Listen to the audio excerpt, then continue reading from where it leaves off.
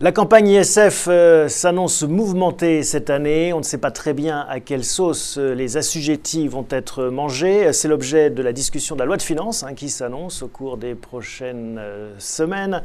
On parle de plus en plus d'incorporer dans l'assiette les œuvres d'art. Justement, c'est le thème de cette émission dans Les décideurs de la finance.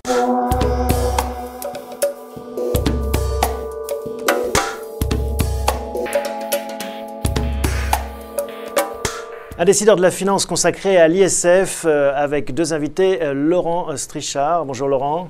Bonjour Thomas. Président d'Ophiliam Développement Conseil. Exactement. Une structure qui fait de l'investissement, pas que ISF. C'est combien à peu près le montant de fonds ISF dans les montants gérés? Alors aujourd'hui, on gère une centaine de millions d'euros, dont une quinzaine en ISF. On gérait une trentaine de millions d'euros en 2009. Et notre but, c'était à la fois d'investir dans les entreprises non cotées, en private equity, mais également en capital développement grâce à l'ISF. Donc 15% à peu près des encours, on peut dire ça. Environ, oui, exactement. Et à vos côtés, Franck Laclé, bonjour. Bonjour. Vous êtes gérant d'une société qui s'appelle Domaine et Patrimoine, avec un métier, le métier de la forêt. Vous exploitez des forêts, 4000 hectares, si mes chiffres sont bons. C'est ça, à peu près, oui. Pour le compte de clients. Et vous avez développé une niche aussi, parce que la forêt sort de l'assiette ISF, consacrée à l'investissement dans des forêts. On parle déjà de la situation, de l'actualité politique, avec beaucoup d'allers-retours, de petites phrases, de déclarations. Ce dernier coup d'éclat, faut-il sortir les œuvres d'art de la défiscalisation? Ça perturbe vos métiers, j'imagine? Ça les perturbe beaucoup. Il y a un buzz négatif qui date depuis mai, en fait, qui a coupé une campagne de collecte de fonds. Mais surtout, avant d'être investisseur, j'étais entrepreneur. Quand j'étais notamment directeur général de Bourse Direct, j'ai levé beaucoup de fonds. On a créé pas mal de sociétés. Avant Bourse Direct, je m'occupais d'un incubateur. Et c'est parce que j'ai fait ça qu'on a décidé d'aider les entrepreneurs à lever l'ISF. Et notre problématique principale, c'est avant tout de sélectionner des bons projets et d'amener les fonds au bon endroit, au bon moment, pour que l'entreprise se développe. Et quand vous travaillez pendant 6 mois, 1 an, sur une levée de fonds qui doit se faire au 15 juin, un décalage éventuel au 15 septembre, une incertitude totale sur le taux de défiscalisation qu'on peut apporter, ça coupe une campagne. Il y a des entreprises en difficulté, si on va plus loin actuellement, à cause de ça, parce qu'ils ne seront pas sûrs au 15 juin, c'était l'ancienne date, maintenant c'est le 30 septembre, d'avoir les fonds en caisse? C'est difficile à dire. Il y a deux approches. Il y a une approche qui est la nôtre, qui consiste à d'abord sélectionner une entreprise à un projet, et parce que cette entreprise nous plaît, de voir comment la meilleure façon de lever des fonds. Et souvent, pour de jeunes entreprises, l'ISF-PME est la meilleure façon d'amorcer la chose. Elle n'existerait pas, on ne pourrait pas s'y intéresser, on serait sur du private equity pur. En conséquence de quoi, c'est parce qu'on a choisi, et on choisit tous les ans 4-5 projets, on veut vraiment les accompagner, qu'on peut lever entre 10 et 15 millions d'euros tous les ans. C'est le cas depuis l'an dernier. C'est des projets qui ne seraient pas financés sans ça, sans cette ISF-PME? Non, ce sont des projets qui ne seraient pas financés, je pense, ou différemment, beaucoup moins rapides. La volonté de changer de dimension ne serait pas là. Franck, est-ce que vous observez justement ce problème de collecte actuellement? Très concrètement, alors c'est vrai ce que vous disiez par rapport au décalage, qui est l'incertitude à la part de nos distributeurs et de nos clients, qui se demandent, vous le disiez tout à l'heure en préambule, à quelle sauce ils vont être mangés. Nous, on a aussi un souci qui est un souci d'investissement, c'est que acheter une forêt, ça prend beaucoup de temps. Pourquoi? Parce qu'il faut l'auditer, il faut la visiter, il faut faire plusieurs visites terrain en été, en hiver, donc ça demande un vrai travail. Il faut 10-15 visites à chaque fois et les forêts sont disséminées un peu partout. Et qu'une fois qu'on en a choisi une, les acheteurs en face veulent aussi être payés. Donc il faut qu'on puisse nous caler finalement nos investissements avec une politique économique ou fiscale qui est très fluctuante. Mais actuellement, vous avez déjà collecté une partie ou est-ce que vous dites, oui. Voilà, les gens ne vont pas bouger avant le 30 septembre, le 29? Alors, on a aujourd'hui, nous, un massif qui va être acquis fin juin, pour lequel on a déjà une partie de la collecte de l'année dernière qui sera positionnée dessus. On est très serein parce qu'effectivement, on est au bout de terminer cet investissement. Voilà, mais c'est un heureux hasard, ça aurait pu ne pas être le cas. Est-ce que vous dites, après les œuvres d'art qui sont dans la ligne de mire du législateur, c'est la forêt le prochain sur la liste? Parce que finalement, il y avait ça, de l'outil de travail, œuvres d'art et forêt, c'est les grands... Oui. La forêt, elle bénéficie en fait hormis l'avantage fiscal de réduction d'impôt sur l'ISF et d'imposition sur le revenu également. Elle bénéficie, et à mon sens, c'est même la philosophie même de la forêt, en tout cas fiscalement parlant, d'abattement en matière de succession et donation. 75% de la base taxable, 75% pardon, du montant échappe à la base taxable. Et la mécanique est la même en matière de base taxable ISF. Et les lois concernant la réduction d'impôts en matière de transmission de donation datent de 1930. Elles n'ont jamais été modifiées depuis. C'est un rythme long, le rythme d'un arbre. C'est ça. C'est aussi pour ça que les engagements de gestion qu'on doit prendre sont relativement longs, parce qu'on n'est pas sur un actif financier rapide. Et un actif financier donc, qui séduit de plus en plus apparemment, et pourtant qui ne rapporte pas énormément hein, en termes de rendement. Alors, on est effectivement sur un actif qui est très stable. Alors, j'aime bien le mot actif parce que pour nous, la forêt, c'est avant tout la matière première, hein, avec tous les débouchés concernant la cogénération, les maisons Saturbois, etc. C'est d'abord, avant tout, la matière première. Il faut faire attention, donc justement, que cette matière première ne subisse pas les assauts des places financières en matière on va dire de volatilité ou de cours de bourse. Maintenant, on est sur un actif qui est stable par définition, qui fournit à peu près 2% de rentabilité par an net et 1% de capitalisation.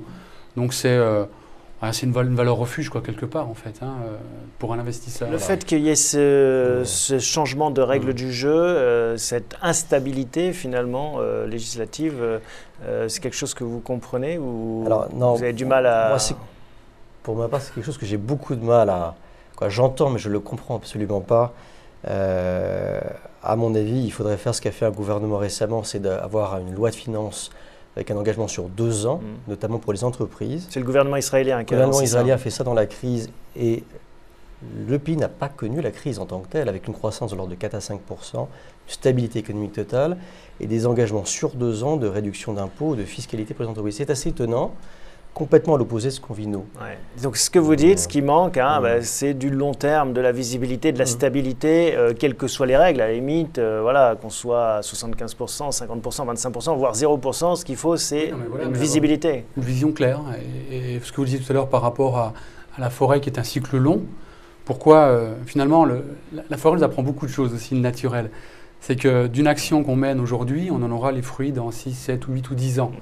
Et finalement, l'action qu'on va mener le jour même, elle a peu d'impact.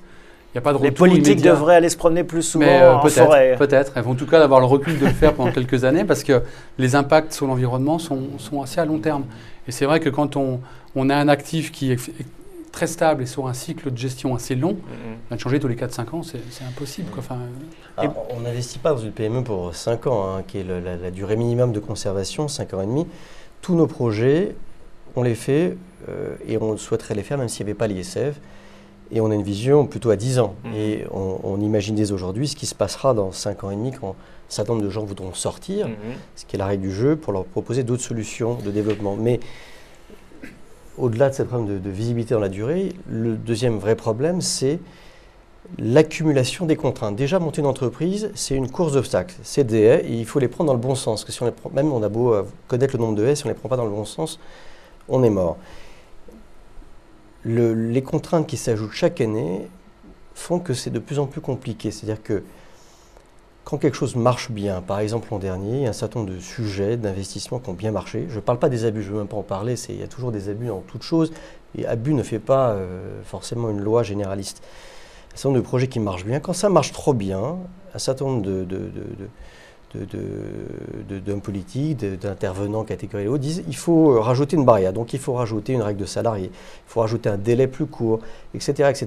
Il y a des kyrielles de délais. Et donc c'est la course d'obstacles qui fait qu'on est forcé d'éliminer un certain nombre de superbes projets dans lesquels on n'a pas les paramètres. Par exemple, nous on fait surtout des projets, on s'est intéressé à l'hôtellerie, on développe un groupe cette année de résidences adaptées au handicap. C'est un projet magnifique de société. C'est un projet très compliqué.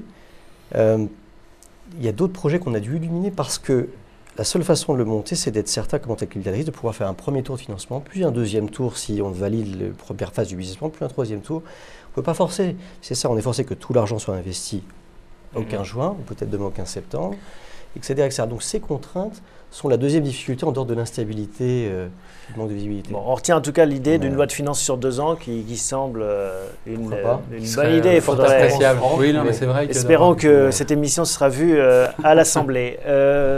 Un mot sur la forêt encore, c'est un placement plutôt refuge par les temps qui courent, ça doit quand même être favorable.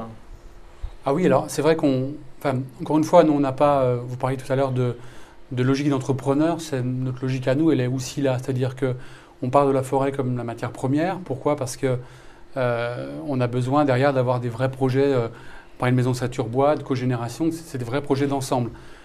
Donc dans ce sens-là, c'est vrai qu'on s'inscrit dans cette logique d'entreprise. Mais les investisseurs, j'imagine, cherchent aussi les placements forestiers actuellement parce qu'on se dit, voilà, ça c'est des vrais actifs en cas de crise en Grèce. On voit bien les placements. On n'utilise pas cet argument, mais c'est vrai qu'on profite aussi d'une philosophie de retour un peu sur des choses naturelles, une valeur refuge ou autre. Plus le côté écolo alors. Pratiquement, quelque part, il y a un côté écolo ou de transmission. C'est-à-dire qu'on revient le foncier, c'est ancré un peu dans nos gènes. On est tous issus de la terre, donc on sent que ça a toujours, en tout cas, un écho assez important auprès des gens. Nous, on ne surfe pas là-dessus. Encore une fois, ça fait partie peut-être des arguments ou des raisons pour lesquelles les gens viennent à nous, mais nous, on essaie de gérer ça plutôt comme un actif. Une dernière question, Laurent. Le délai maintenant est fixé au 30 septembre. Malgré cela, vous dites qu'il faut faire un chèque le plus vite possible. Alors, on comprend bien votre intérêt, bien logique, mais pourquoi se dépêcher de faire un chèque? Alors, c'est surtout l'intérêt des entrepreneurs qu'on accompagne ou des PME, parce que, comme vous l'avez dit, nous, ça ne représente que 15% de notre activité, donc on ne dépend pas que de ça et notre pérennité n'en dépend absolument pas. Au contraire, on l'a fait, il y a 2 ans, on a commencé pour nous-mêmes, pour aider un certain nombre d'amis, d'entrepreneurs, et puis on s'est prêté au jeu. Et donc, on pense qu'il faut que les gens souscrivent absolument avant le vote de la loi de finances rectificative, si possible avant le 15 juin, qui était la date initiale. Beaucoup de gens sont prêts pour cette date-là, à défaut peut-être avant fin juin. Mais alors pourquoi? Parce que les entrepreneurs ont besoin de l'argent. Oui, mais enfin, en matière fiscale et en matière de défiscalisation, ce n'est pas toujours la raison entrepreneuriale qui prime. Pour être tout à fait clair et transparent là-dessus, je pense qu'il y a 2 bonnes raisons. La première, c'est que l'an dernier, le gouvernement avait annoncé un maintien du taux de défiscalisation à 75%. Il avait fait de façon tout à fait claire. Et lors des débats parlementaires, le taux était raboté à 50%. Ce taux de 50% n'a même pas encore été mis en application, que certains voudraient le baisser à 25%, voire à moins, 22%, l'aligner sur d'autres régimes, IR, CELIer, même si ça a peu de rapport. Aujourd'hui, un amendement, une loi proposée par les députés doit être financée. Certains disent que la réforme de l'EFS n'est pas financée, il va falloir trouver certains financements. Donc vous dites si on fait le chèque maintenant, on pourra passer entre les gouttes? Je pense que de 2 choses l'une, ce n'est pas une question de probabilité, je déteste être alarmiste. Je pense que si vous êtes prêt, autant faire votre chèque tout de suite. D'une part, vous pouvez défiscaliser et vous permettez de financer l'économie. Si rien ne change courant juillet lors des débats parlementaires, vous aurez réglé un problème en juin et puis voilà. Si le taux est divisé par 2 ou que sais-je, vous serez content d'avoir fait avant. Je pense que la capacité de rétroactivité est quasi nulle. En tout cas, le gouvernement a dit que ça ne serait pas le cas. Donc je pense que vous avez tout intérêt à le faire avant de partir en vacances. Bon, voilà ce qu'on pouvait dire avant de partir en vacances, même si ce n'est pas encore tout de suite, sur ces questions d'ISF dont on risque de reparler abondamment. Merci à tous les deux, à bientôt. Merci Thomas. Merci.